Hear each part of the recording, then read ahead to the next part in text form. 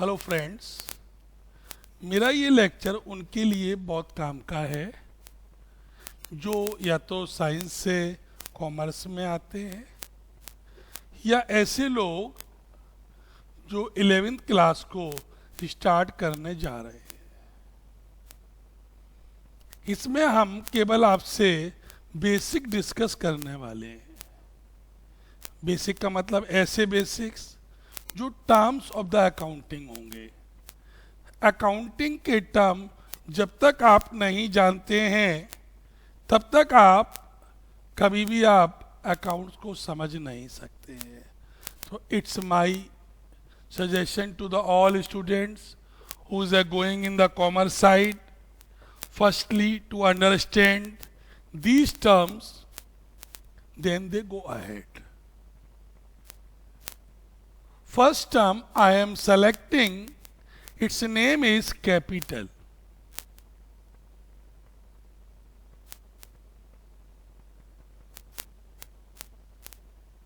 Generally लोग कहते हैं क्या है? Capital means anything invested owner by his personal sources. Means घर से लाकर ओनर बिजनेस में कुछ भी लगाएगा, either in form of the cash or in any other form, it shall be known as capital. ये जरूरी नहीं है कि मालिक कैश में ही लाता। हाँ, डेफिनेटली एक वेंचर को स्टार्ट करने के लिए कुछ कैश तो लाना ही पड़ता है, लेकिन कैश के अलावा हो सकता है वो टेम्पोरेरी बेसिस के लिए घर से फर्नीचर ले आए या कोई दूसरी चीज भी ला सकता है। तो अगर हम शॉर्ट में कहें, capital is what? Money or the thing invested by the owner from the personal sources is termed as capital. Second term हमारा आता है जिसको हम बोलते हैं ड्राइंग्स। जैसा कि नाम से ही दिख रहा है, ड्रॉ करना। इसका मतलब होता है when business money or business thing taken by the proprietor from the business for personal use. Business की कोई भी चीज दुकान से लेकर घर चला गया, दुकान में गोलक खोली, बच्चे की ट्यूशन फीस जमा कर दी, दुकान की गोलक खोली, गर्लफ्रेंड को डायमंड का हार दे दिया, दुकान की गोलक खोली, हनीमून मनाने के लिए शिमला चला गया। तो ये शिमला जाना, गर्लफ्रेंड को गिफ्ट देना, ये पर्सनल काम हो गए कि नहीं हो गए? तो व्हेन द बिजनेस मनी और business thing taken for the personal purpose, it is to be known as drawings. ये वर्ड अक्सर बच्चों को परेशान करता है।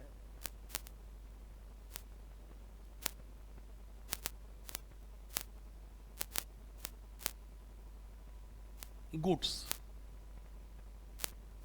एक जनरल लैंग्वेज में हम बात करें जिसमें हम डील करते हैं, जिसको हम खरीदते और बेचते हैं, that is to be termed as a goods. जैसे ज्वेलरी वाला ज्वेलरी को खरीदता और बेचता है, कार वाला कार को खरीदता और बेचता है। अब तुम हमसे मत पूछने लगना हम क्या खरीदते हैं और बेचते हैं, क्योंकि हम तो सर्विस प्रोवाइडर्स हैं। फर्नीचर वाला फर्नीचर को खरीदता और बेचता है। तो item in which we are dealing is known as goods. When goods comes in the business, it is known as purchase. मतलब बेचने के लिए भैया हम खरीदेंगे कि नहीं खरीदेंगे? ऐसा तो नहीं है कि हम मंदिर से चोरी करके लाके बेचेंगे। बेचने के लिए हम भी तो कहीं से खरीदेंगे, तो जब खरीदेंगे तो गुड्स हमारे पास आएगा, व्हेन गुड्स कम्स इन होगा, तो इसको अकाउंट्स में हम लोग बोलते हैं we have purchase the goods. अब हमने अगर परचेज किया है सारा का सारा गुड्स, हम चैरिटी में या गर्लफ्रेंड को दे देंगे तो हमारी दुकान 2 महीने बाद बंद हो जाएगी। ऐसा कोई बिजनेसमैन नहीं करता होगा। वो क्या करता है? बेचता है। जो खरीद कर लाया था, जो कल बिजनेस में आया था, जब आया था तो हमने क्या नाम दिया था? परचेज। हाँ, अब कल ये जाएगा तो इसको क्या नाम देंगे? सेल्स। तो is it clear? When goods comes in the business it is known as purchase. When goods goes from the business, it is known as sales.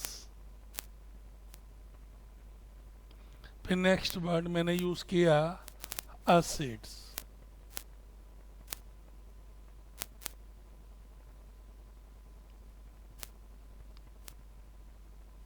Means item having resale value. Any of the item which belongs to you but having resale value is known as assets. जैसे आपके पास AC होगा, AC की resale value है कि नहीं? Plant होगा, building होगी, machinery होगी, सारी चीजें होंगी जिनकी रीसेल वैल्यू है। मोबाइल होगा, लैपटॉप होगा, सबकी रीसेल वैल्यू है। जिसकी रीसेल वैल्यू है that is to be termed as assets. पापा की रीसेल वैल्यू नहीं है तो अकाउंट्स में पापा को लायबिलिटीज असेट्स नहीं माना जाता।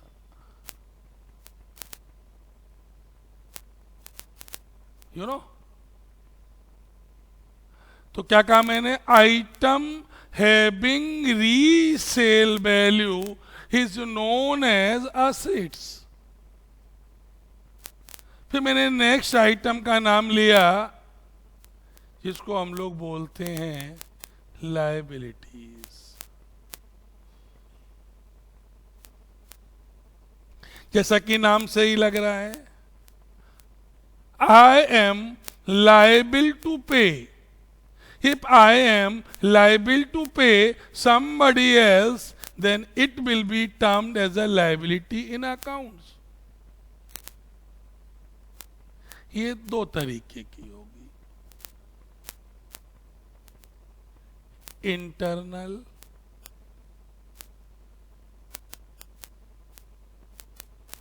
And external.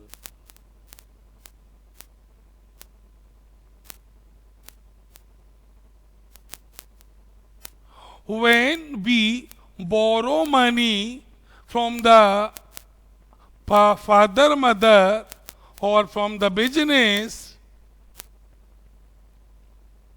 it is known as internal liabilities. Sorry, correct करना चाहेंगे। When business borrow money from the owner or from the business, it is known as internal liabilities, and when business borrow money from the outsider, it is to be termed as a external liabilities.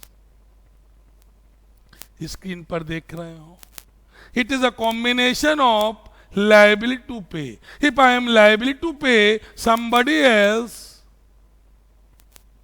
it is my liabilities.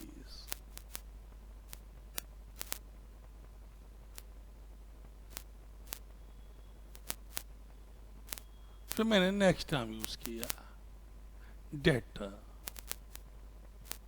जैसा कि नाम से लग रहा है, ये जो हमको पैसे देने आएंगे वो हमारे डेटर कहलाएंगे। कौन देने हमको पैसा आएगा? हमसे मतलब बिजनेस को पैसा कौन देने आएगा? जिनको बिजनेस ने गुड सप्लाई किया है ऑन क्रेडिट। अब अगर हमने नरेंद्र मोदी जी को गुड सोल्ड किया है तो क्या नरेंद्र मोदी जी हमें पैसा देंगे या नहीं देंगे? आप लोग सोच रहे होंगे कि नहीं देंगे। नहीं, नरेंद्र मोदी जी पैसा देंगे। तो जिनको हम लोग गुड्स बेचते हैं ऑन क्रेडिट तो they are termed as debtor. इनको हम लोग लैटिन में बोलते हैं देने आएंगे वो डेटर।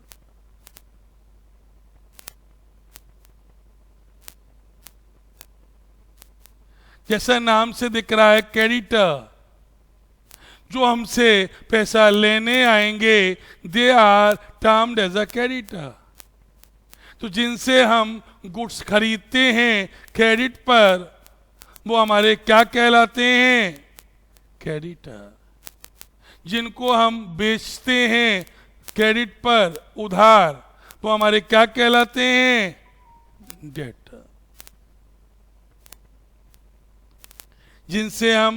जिनको बेचते हैं they are termed as a debtor और जिनसे खरीदते हैं they are termed as a creditor.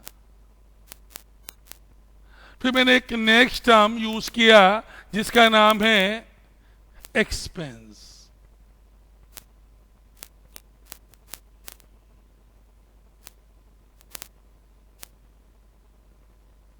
Expenses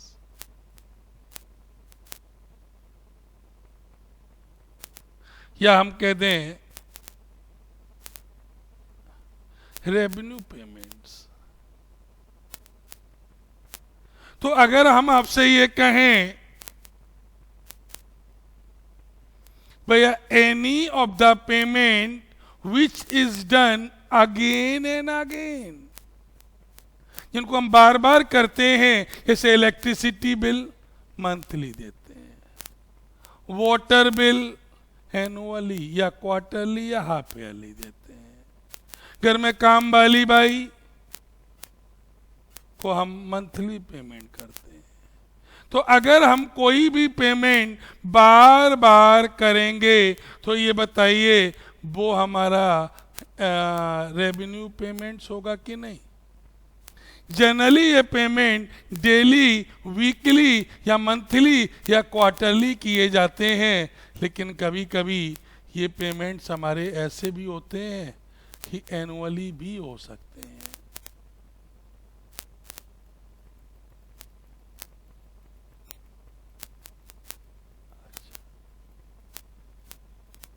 अब ऐसा तो नहीं है कि सारे पेमेंट्स बार बार ही किए जाते हो।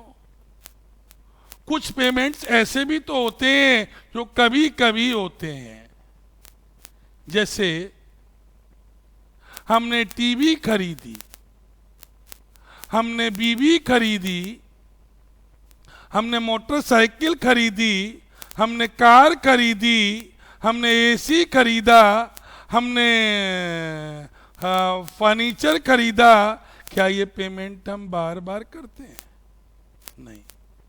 Payment which is done once in a blue moon और payment which generate assets is known as capital payment। क्या कहा मैंने? Payment which is done again and again is known as revenue payment, and payment which is done once in a blue moon is known as capital payment। भैया आपने एक सुना होगा, एक लड़का होता है, बॉय, एक गर्ल्स होती है।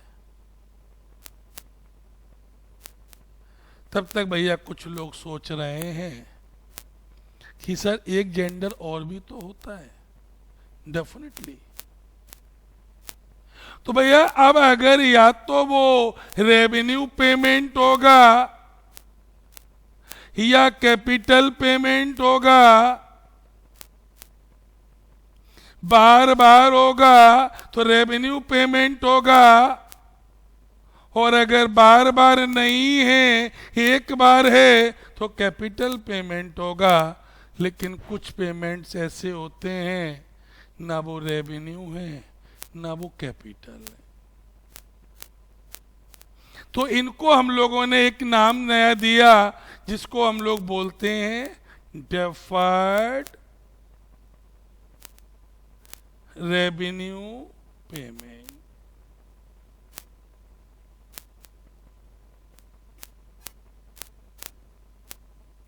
जैसा कि नाम से दिख रहा है रेवेन्यू,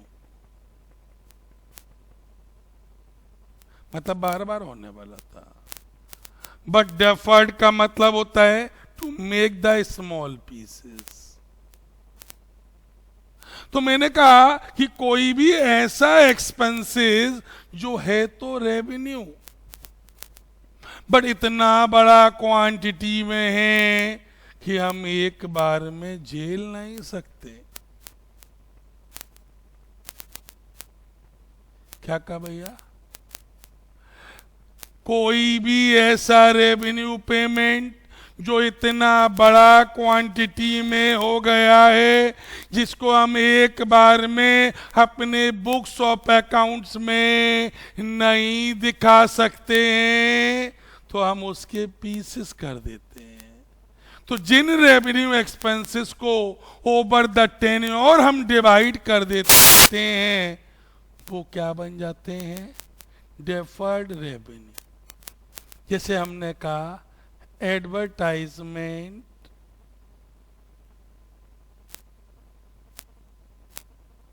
सस्पेंस या ऑब्लिक एक्सपेंस।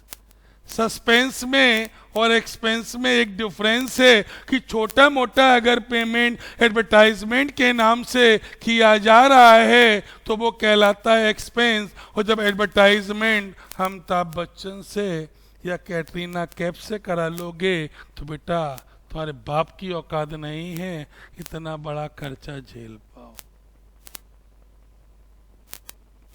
तो ऐसी कंडीशन में हम क्या कर देते हैं, इस बड़े एक्सपेंसेस के 10, 20, 30 ब्ला ब्ला ब्ला ब्ला एज पर द औकात ऑफ द बिजनेस हम डिवाइड कर देते हैं। मान लीजिए हमने अमिताभ बच्चन को 10 करोड़ रुपए दिया और वो 10 ईयर तक हमारे गोल्स का ऐड करेगा, तो एवरी ईयर 1 करोड़ हम लोग अपने आप को एक्सपेंसेस मान लेंगे।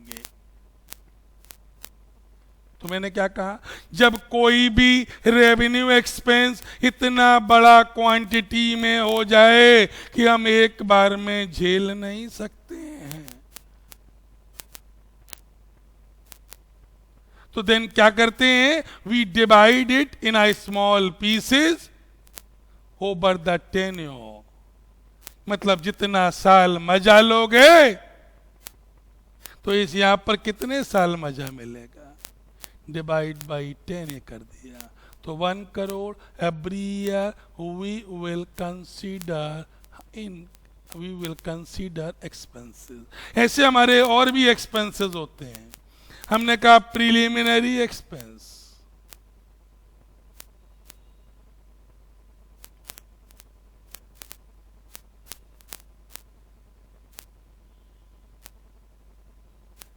बेटा एक कंपनी के या एक कंपनी के स्टार्ट करने में जो एक्सपेंसेस होता है जनरली वो बहुत बड़ा होता है। या हमने कहा डेवलपमेंट एक्सपेंसेस,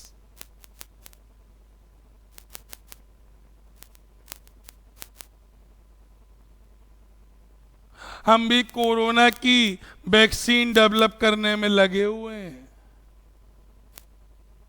तो ये जो एक्सपेंसेस होगा ये बहुत बड़ा क्वांटिटी में होगा कि नहीं होगा? होगा।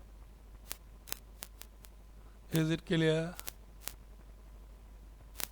तो any of the revenue expense but incurred in the high volume and it cannot be spread in a 1 year. So we spread it over the advantage is advantageous year. This is to be termed as a deferred revenue expenses. Next term आएगा income.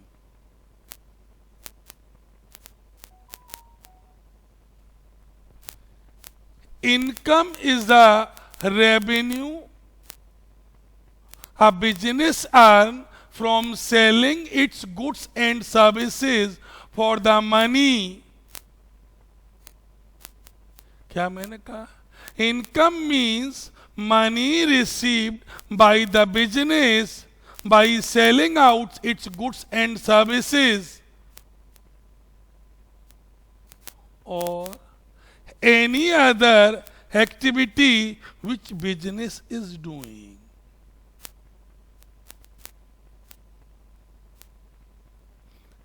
Bhaiya, I am teaching somebody else. Then my income sources is of fees. I am also giving tax consultancy services. Then I am rendering my services. I am selling out some different products. Then whatever money received from selling out these products is to be considered as an income.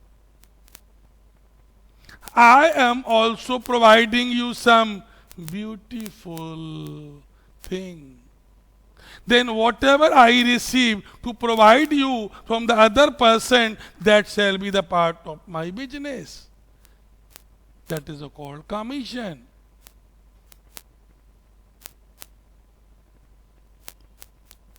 फिर next term मैंने कहा gains.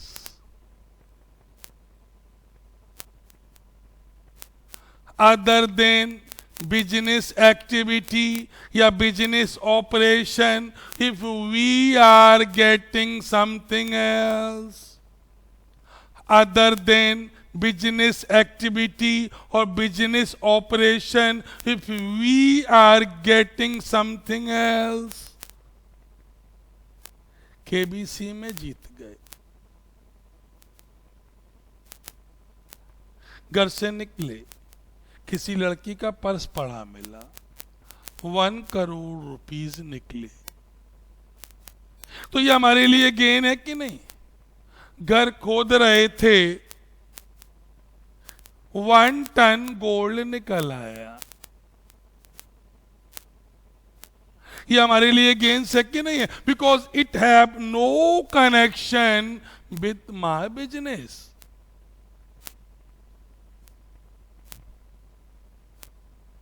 Next word आ गया outstanding services या outstanding expenses. It means we have availed services but money yet to be paid. आपके घर में काम वाली आती है, महीने भर खूब मजा ले लिया, खूब काम करा लिया, सैलरी देने की बात आई, कह दिया अभी पैसे नहीं है. It means I have availed services but money yet to be paid.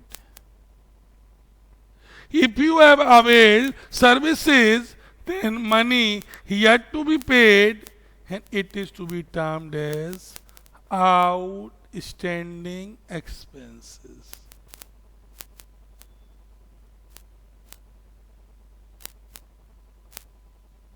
क्या मैंने कहा? We have availed services but money yet to be paid. It is to be known as outstanding expenses. Next one name.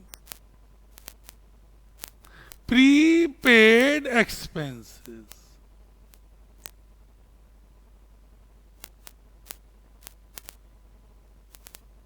Prepaid expenses.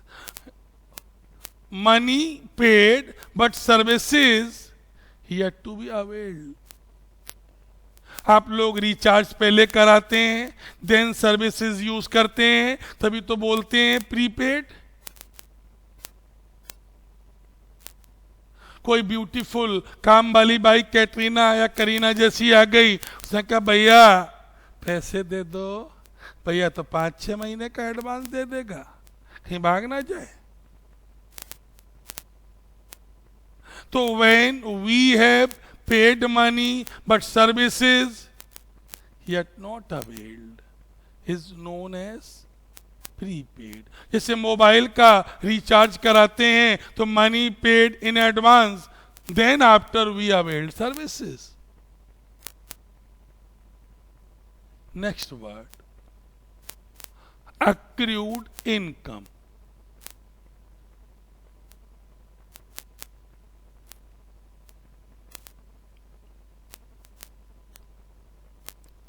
जैसा कि नाम से लग रहा है, accrued का मतलब होता है due. We have rendered services but income yet to be received.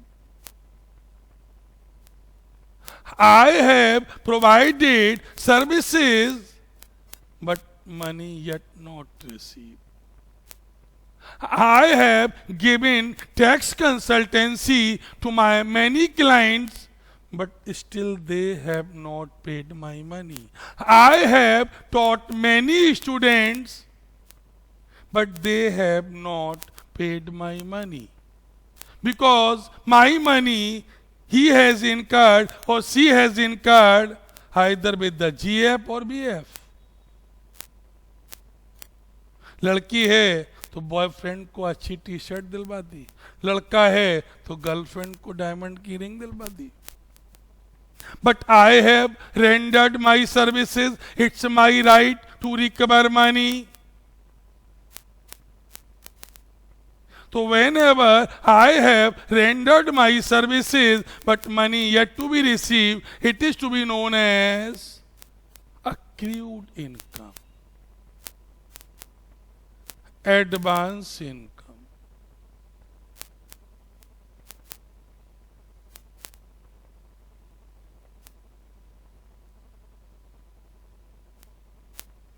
Without providing services, if I am getting money from my client, without providing services, if I am getting money from my client, then it is to be known as advance income. After providing services, if I am getting money from my client, it is known as income. If I have rendered my services, money yet to be received, it is known as accrued income. Without providing services, if my client paid something else to me, then it is known as advance income.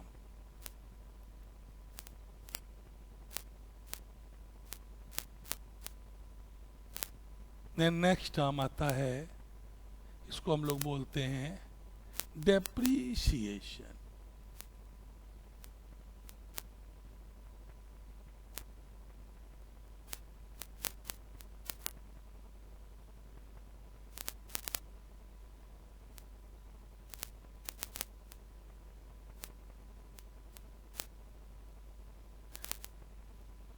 Decrease in the value of asset because of use or lapse of time.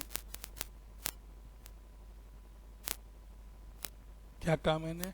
Decrease in the value of asset either because of use or lapse of time is known as depreciation.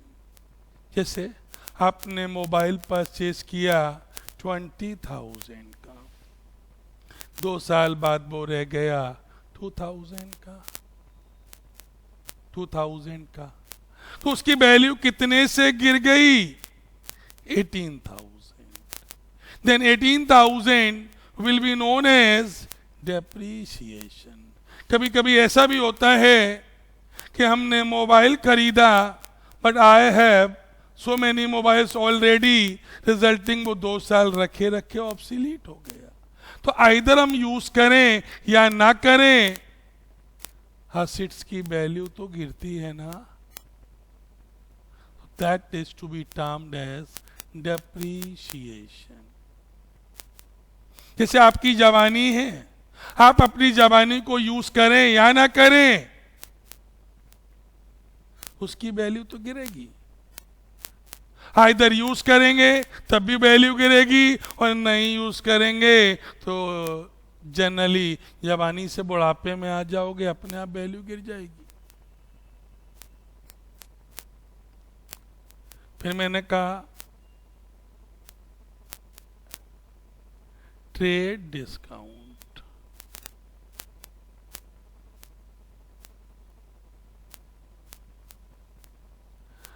Discount which is given to increase sales volume.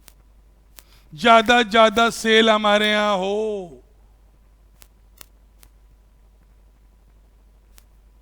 उसको हम क्या बोलते हैं? Trade discount.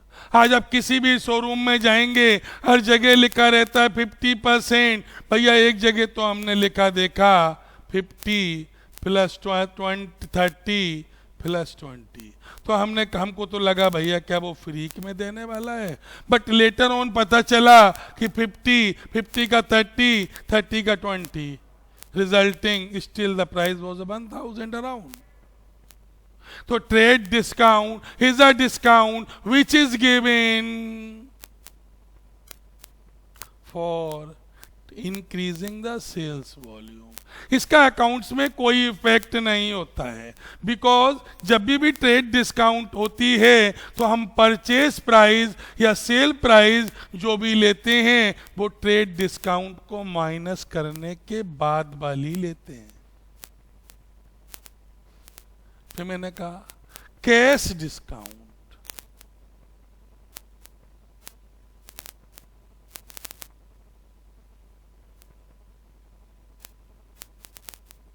भैया corona काल चल रहा है, फाइनेंशियल क्रंच है. आजकल हम लोगों को अट्रैक्ट करने के लिए जल्दी जल्दी कैश आए, कैश डिस्काउंट दे रहे हैं. Cash discount is the discount which is a given on cash payment, cash prompt payment. भैया अगर कैश प्रॉम्प्ट पेमेंट कर दो तो हम आपको कैश डिस्काउंट देंगे. क्या मैंने कहा? प्रॉम्प्ट पेमेंट को, प्रॉम्प्ट का मतलब होता तुरंत, इमीडिएटली. अब ये प्रॉम्प्ट पेमेंट चाहे वो कैश के फॉर्म में हो, चाहे वो चेक के फॉर्म में हो, चाहे वो ड्राफ्ट के फॉर्म में हो, या वो बिल्स के फॉर्म में हो, ये सारे पेमेंट को अकाउंट्स में प्रॉम्प्ट पेमेंट की कैटेगरी में रखा जाता है. तो discount which is to be given on prompt payment is to be known as cash discount.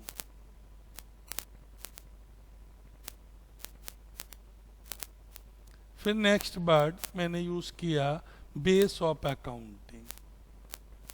ये 2 वर्ड्स पर पूरी हमारी अकाउंटिंग बनी है. एक वर्ड होता है डेबिट,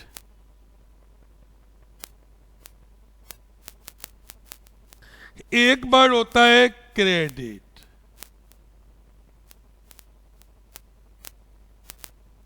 डेबिट वर्ड जो है वो आया है डेबिटम से.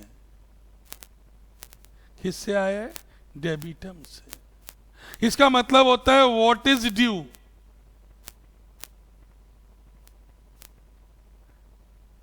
ओके, पूरी अकाउंटिंग का बेस है भैया। डेबिट वर्ड किससे आया है? डेबिटम से। इसका मतलब क्या है?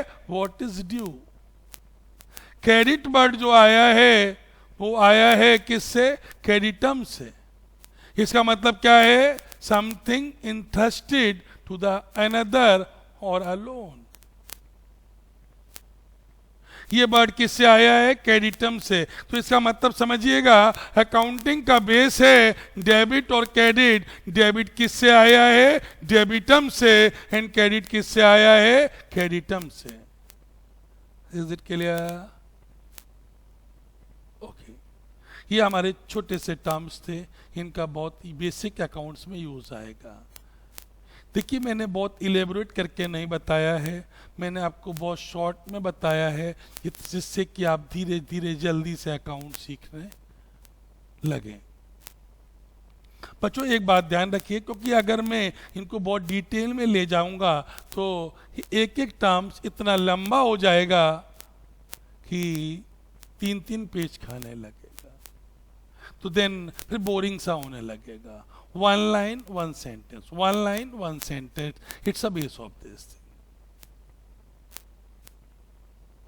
बच्चों देखिए, जैसा कि आप जानते हैं, समय और समझदारी, बहुत किस्मत वाले लोग होते हैं जिनको एक साथ मिलती है। मीन्स एक बच्चे को समय रहते हुए समझदारी आ जाए तो भैया वो इंडिया का कोई भी कोर्स कर सकता है,